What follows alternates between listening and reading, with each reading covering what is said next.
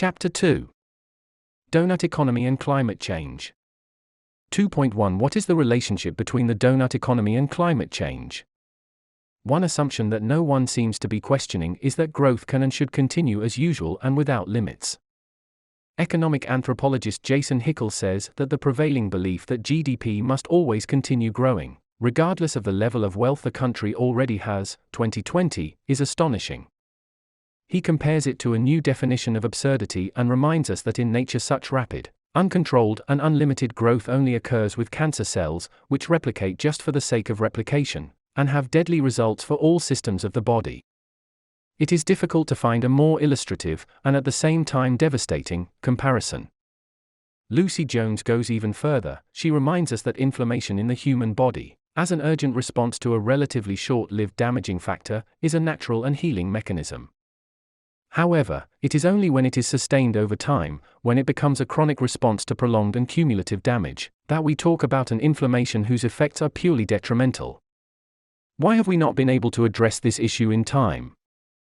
Many point to our short-termism. The long duration that characterizes ecological time is opposed to the short term in which political life develops, not to mention the instantaneous character of commercial time.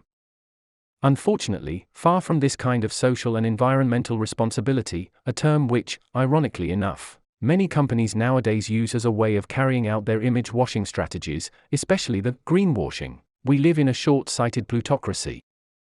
It has been many years since the problems of environmental protection ceased to be the exclusive domain of environmentalists, and began to encompass social and economic issues.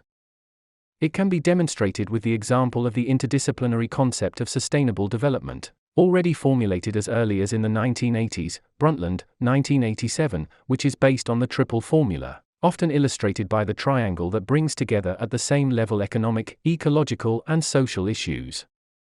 This idea made it possible to undertake extensive research, as well as to seek specific solutions to the problems presented at the Conference of Rio de Janeiro in 1992, and at the subsequent Earth Summits.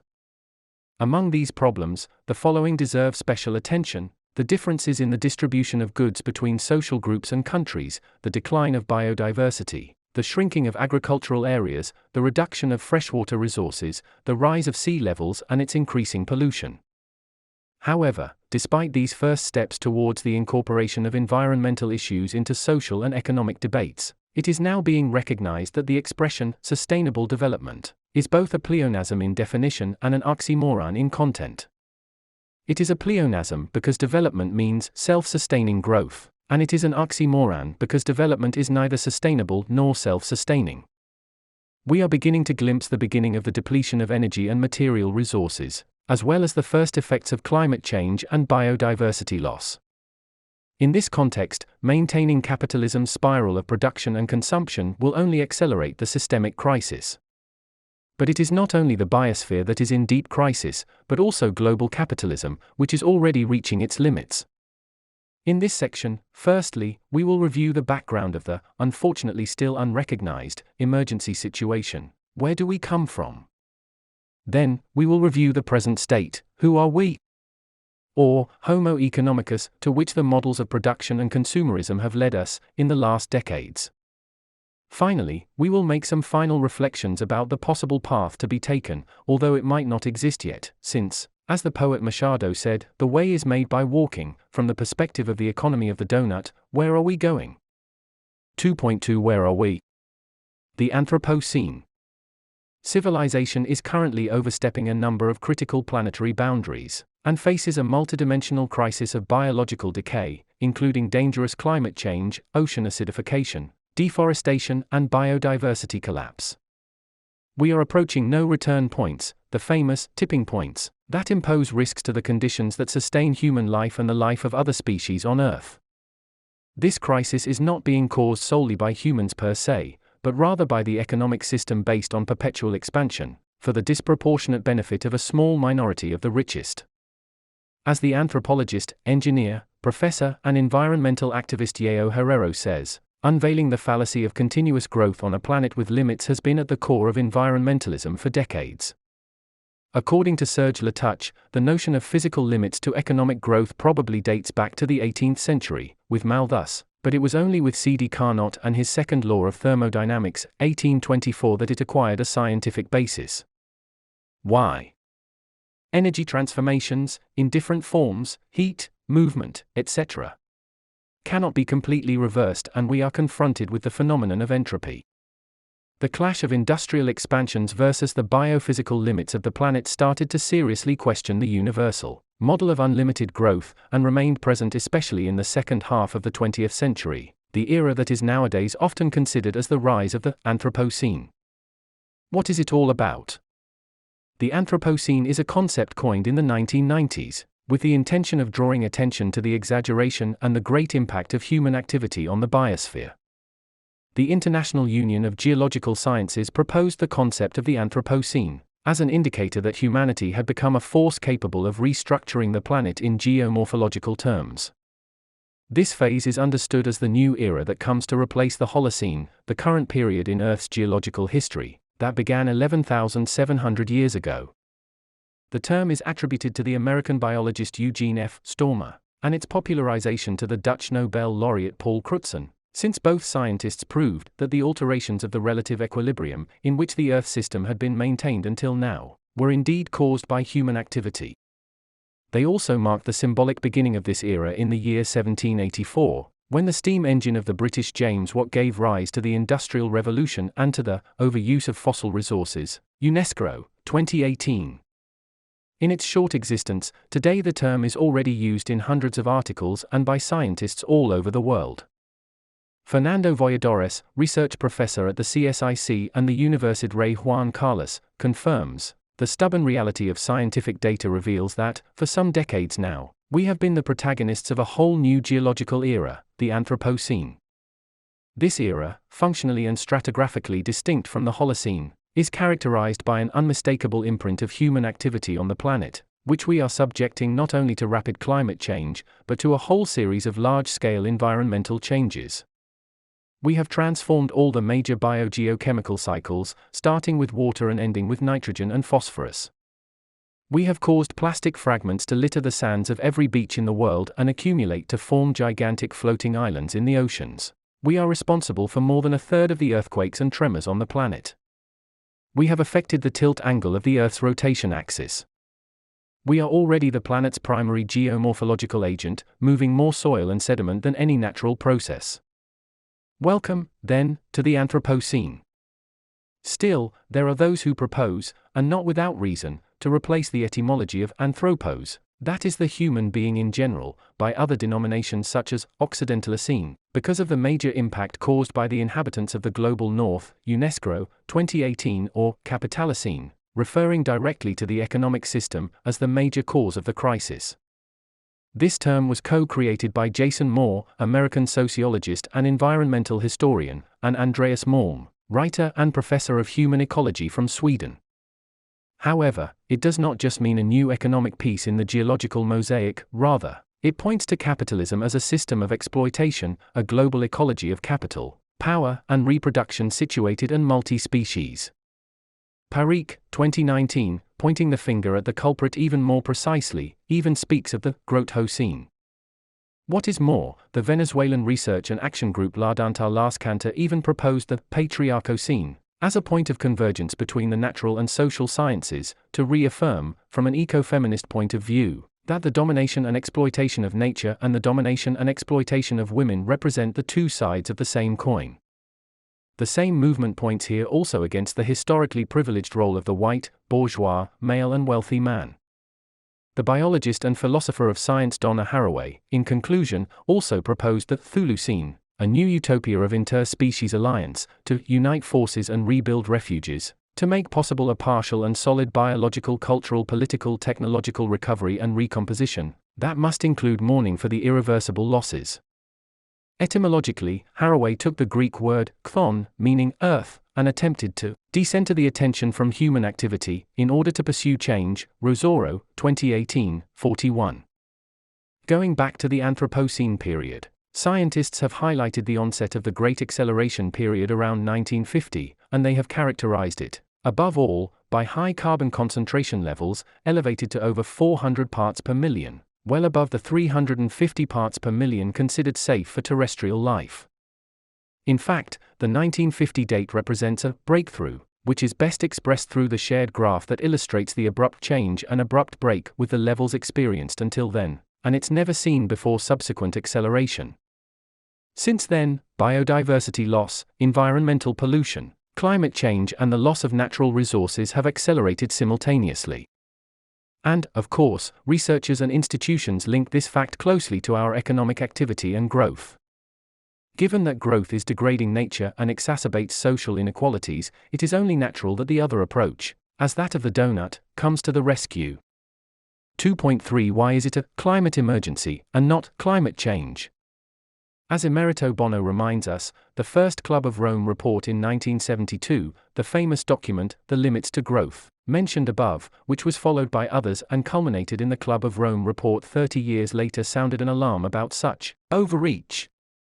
In the words of the authors of the report, the human socio-economic system, as currently structured, is unmanageable, has overstepped its limits and is headed for collapse. In fact, since 2006, global conventional oil extraction capacity has stagnated. International Energy Agency, 2015, and it is possible that in 2015 we will have reached the famous peak oil, the peak of extraction of all fuels. According to the most optimistic studies, this will happen in 2024. This phenomenon is also known as the Hubbert curve, the scientist who printed the term peak oil decades ago. But this is not the only planetary boundary we have already crossed. As biologist Pablo Servin reminds us, in terms of available space on Earth, we have 51 million hectares, of which the usable land for humans is around 12 million hectares. In a theoretical exercise of dividing this by the world's population today, we come out at approximately 1.8 hectares per person.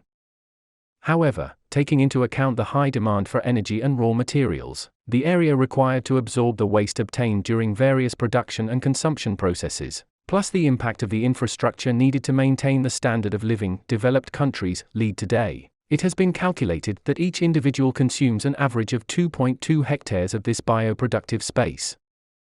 And that is assuming that demographically the population level remains stable, which we already know is not happening. That is, we are already living on credit. Moreover, the average footprint is not even an accurate measure, let alone a fair one, as it hides some very alarming disparities. For example, a US citizen consumes 9.6 hectares, a Canadian 7.2, a European 4.5, a French 5.26 and an Italian 3.8. If everyone had the same lifestyle as the French, we would need 3 planets to sustain it, while if we follow the example of the Americans, we would need 6. In short, we have limited supplies of soils, minerals, and fossil fuels, and the planet's capacity for bioregeneration is extremely low in the face of the impacts of human activity today. As a result, our economic hypergrowth is reaching the limits of the planet's finite resources. Already in 2006, the World Wildlife Fund announced that the Earth's capacity to regenerate its biosphere could no longer meet the growing demand. Humans are converting resources into waste, faster than nature can transform waste into new resources. A more recent WWF report also highlights that scientists have long been warning that we are already experiencing an unprecedented loss of biodiversity. This phenomenon is being called the 6th mass extinction, the first since the disappearance of the dinosaurs and the first due to human activity. This is because the rate of species extinction over the last century is 100 times higher than the natural rate. Moreover, beyond the problem with biodiversity, a phenomenon that studies anticipate to continue, on top of that, it is also expected a rise in temperatures of up to 5 degrees Celsius by the end of the century. This would make it impossible for society, as we know it, to function and would mean a shortage of basic resources, including drinking water and food. If we listen to scientists' warnings about the scarcity of natural resources and the associated energy crisis, such a rise in temperature could provoke a context of crisis and an even more exacerbated struggle for basic resources between individuals, countries, and regions. In other words, 5 degrees is the difference between our time and the last glacial period, when a significant part of our continent was covered by a huge ice sheet. Therefore, it is not hard to imagine that the world will look completely different in the coming decades, but in the opposite direction. As Pablo Servin recently highlighted, there are indeed 4 facts that should be beyond dispute. 1. The physical growth of our societies is going to stop in the near future. 2. We have irreversibly altered the entire planetary system. 3. We are entering a highly unstable future, in which major disruptions will be the norm, and 4. We may now be subject to potential global systemic collapses. For all the above reasons, we live in a time of climate emergency, yet our collective actions do not yet reflect this in the slightest. We do not act yet as if we are really facing an urgent, potentially life-threatening emergency. How serious is the situation? According to Sir David Attenborough, one of the world's best-known environmental communicators, it may sound frightening, but the scientific evidence is that, if we have not taken dramatic action over the next decade, we could face the irreversible damage to the natural world and the collapse of our societies. Answering the headline question, what have we done? Canadian writer Naomi Klein openly says that we have done absolutely nothing to avoid reaching the crisis we are in, because of our failure to confront visceral capitalism and its imperative to grow or die. 2. For the role of the social economy. In the face of unbridled growth and the dangers of climate change, as Frederick Jameson pointed out, it sometimes seems easier to imagine the end of the world than the end of the current modus operandi, the famous business as usual, of capitalism. While there are movements seeking socio-ecological transformation, relying on technological innovation and global markets to solve the challenges is a dangerous illusion. Proponents of the paradigm shift argue that it will take industrialized countries to find ways to transcend their expansion.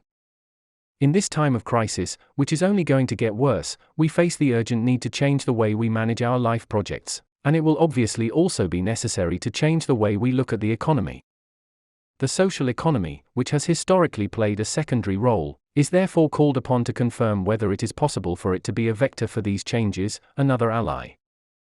Especially since Polanyi pointed out that the market economy has separated itself from society, becoming independent from it, even harmful, and climate change will increase the level of activity of the entities in this sector.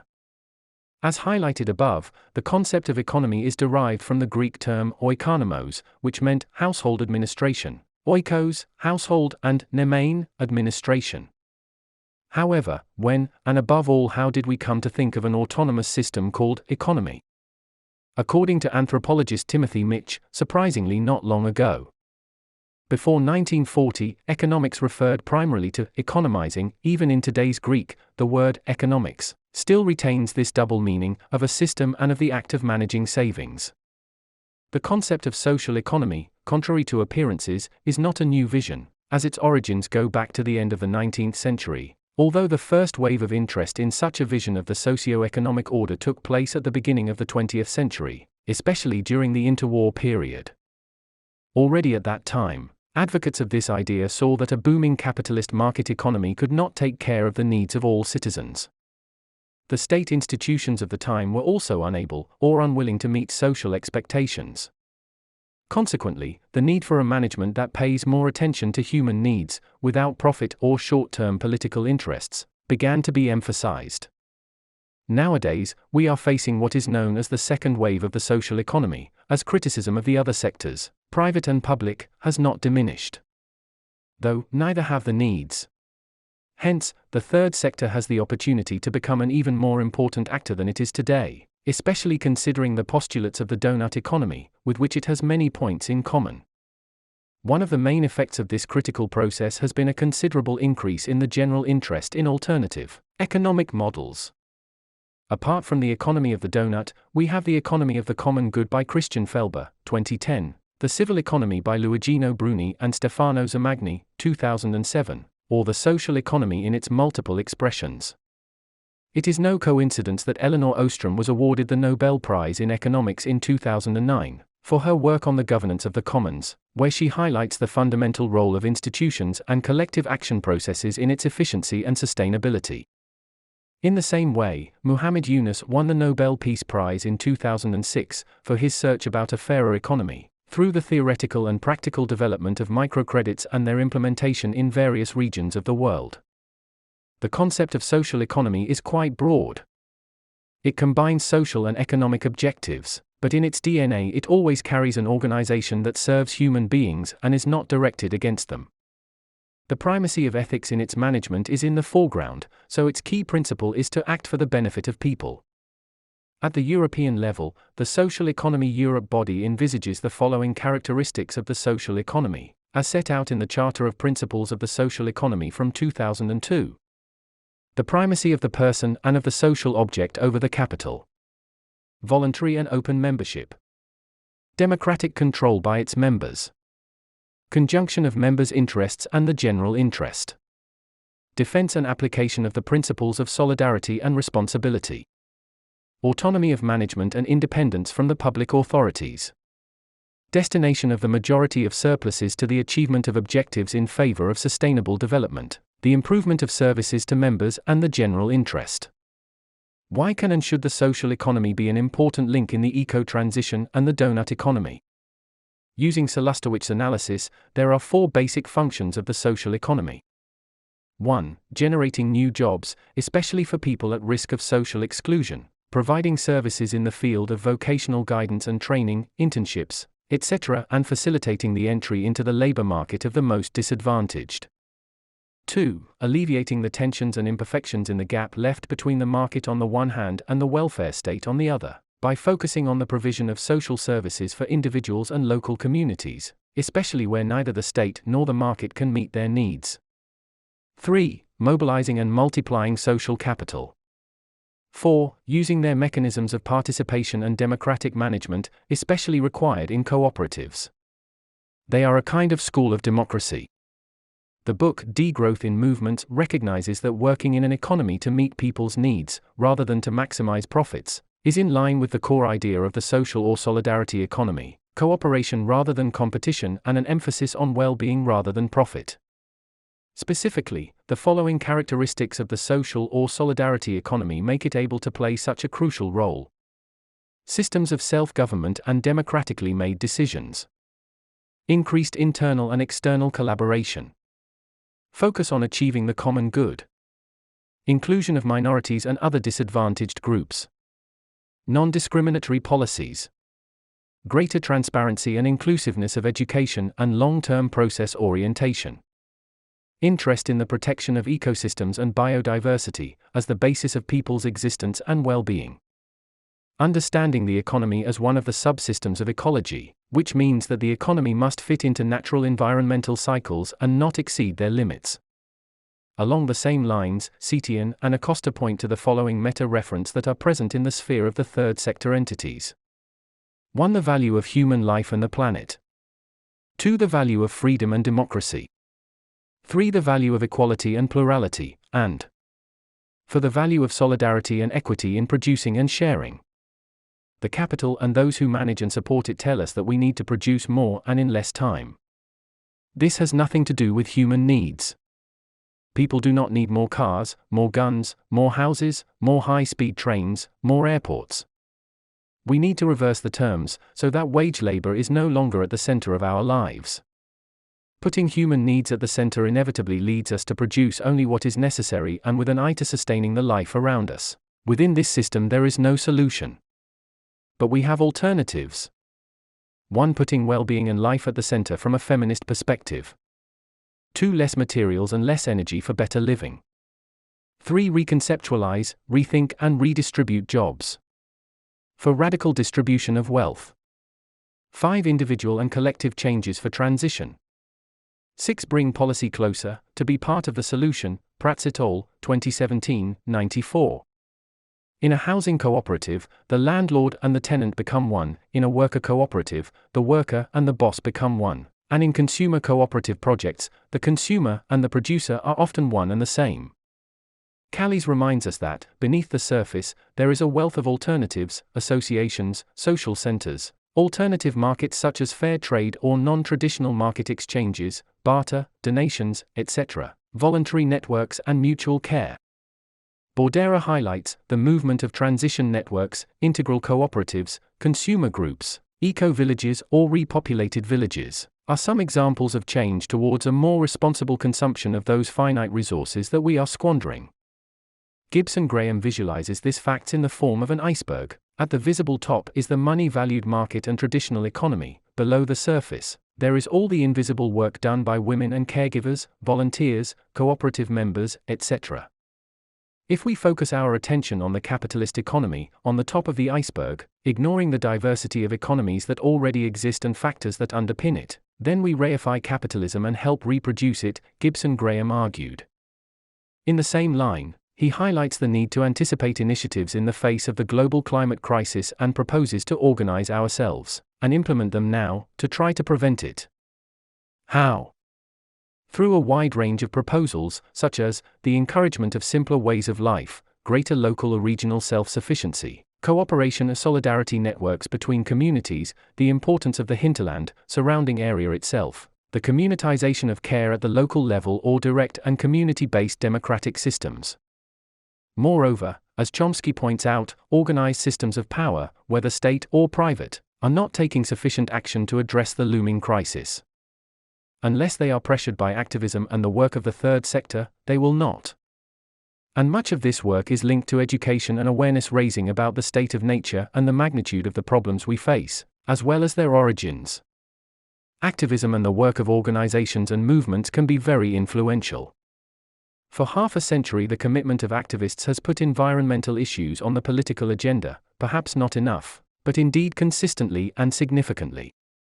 According to recent findings in neurobiology and many years of research in psychology and pedagogy, people are better suited for cooperation than for competition. Meta-studies show that cooperation is more efficient, and therefore more economical, than competition and increases well-being and mental health. In the Global South, the social or solidarity economy means, above all, a turning away from all forms of neo-colonialism and exploitation that are carried out by industrialized nations.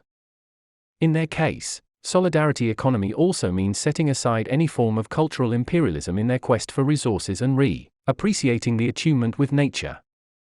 Representatives of the Italian social cooperative Solco once explained the growth strategy of the social or solidarity economy as a strawberry seedling, which is a very illustrative way to present it to young people. When the plant is fully grown, it does not get bigger.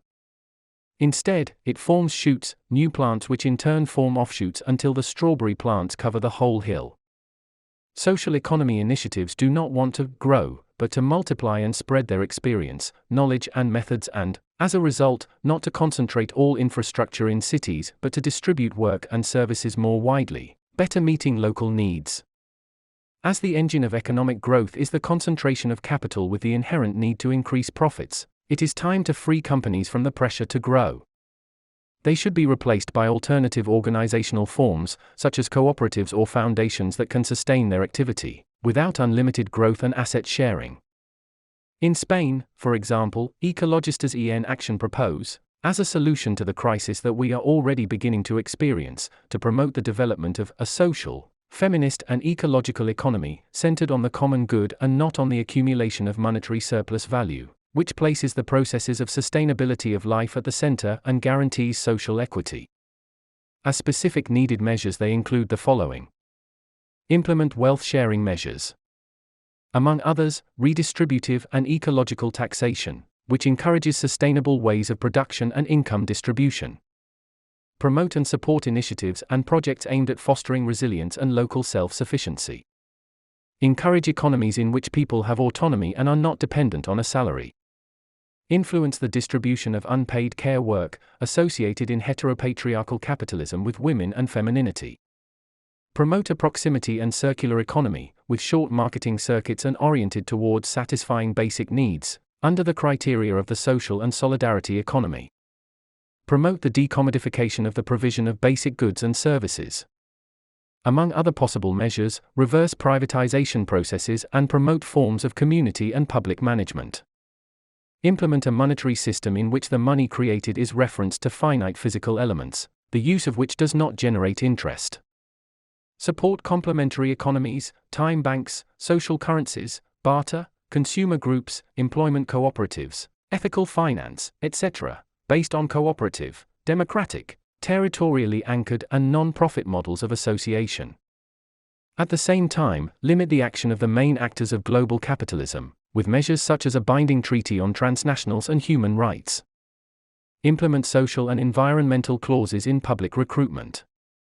Reform national accounting to include ecosystem services, material and energy consumption, Internalization of environmental and social costs, waste management, social welfare and care work.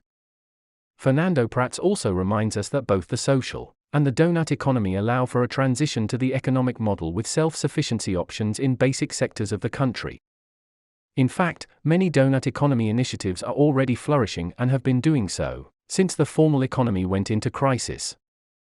These include, according to him, producer-consumer cooperatives, care-based cooperatives, community currencies, financial cooperatives, ethical banks, etc. The social economy is, therefore, already promoting a shift in the shared direction. Bringing together a heterogeneous group of social economy actors would help. Kothari highlights that housing and urbanism, alternative monetary systems, agroecology and food systems, climate justice, education or transport are among those thematic areas that the doughnut economy could unite with a common thread, a network of networks, beyond single-issue politics.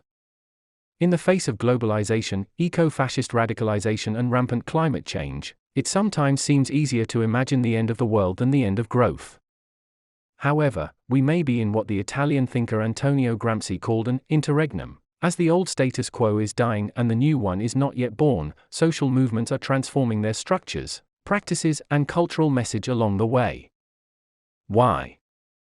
Transition discourses are emerging right now with a special diversity and intensity, to the point of becoming a veritable field of transition studies. Interestingly, its preachers are not limited to academia. Actually, most are emerging within social movements and NGOs. We can also see the birth of transformative economies, so called in 2019 during the World Social Forum, new economic models and practices around the commons, minorities, agroecology and cooperativism, with the aim of transforming the existing economic system. Practical exercise. The thinking hat. Instructions. The thinking hat is a metaphor that represents different types of personalities and opinions that we encounter in teamwork. In this role play, the different personality types will be represented by a different color of hat. Divide participants into groups and give them a colored card, hat that they can keep in sight for others to see. The hats will be as follows. Orange hat. Informative, represents the facts and information available about the problem. What information is available and what are the facts to be considered? Yellow hat. Constructive, represents optimistic thinking about the problem and the search for a solution. What are the advantages of implementing the solution and why do we believe it is achievable? Black hat. Cautious, represents thinking about the problem cautiously and defensively. What are the possible risks? What can go wrong? Red hat. Intuitive, represents different emotions and reactions from emotions. How do you feel about this situation, a problem, a solution? Green hat. Creative, analyzes possible suggestions from a creative perspective. Blue hat. The leader, negotiates between different models and in handling the discussion, emphasizes responsibility for the joint solution found in time and takes care within the group. Once the cards have been distributed, either the people we facilitate or the leaders themselves, those with the blue hat have 1 minute to decide one topic related to environmental, social or economic issues they are interested in, worried about or want to explore. In the meantime, the rest of participants have some time to talk to each other and to other facilitators to understand their roles and functions correctly. The leaders share the topic with the group. In case the group has many people, several groups can be generated with more than one person per color a role. The groups have a limited amount of time to discuss the issue through the role and perspective, hat color they were given. At the end, the conclusions are presented. Participants are asked how they felt about their role and which role they would like to have the most. A change of hats is also possible. We emphasize the need to understand that different people understand and deal with problematic issues from different approaches, hats, and that it is important to understand and respect each other, practice active listening and try to reach a consensus.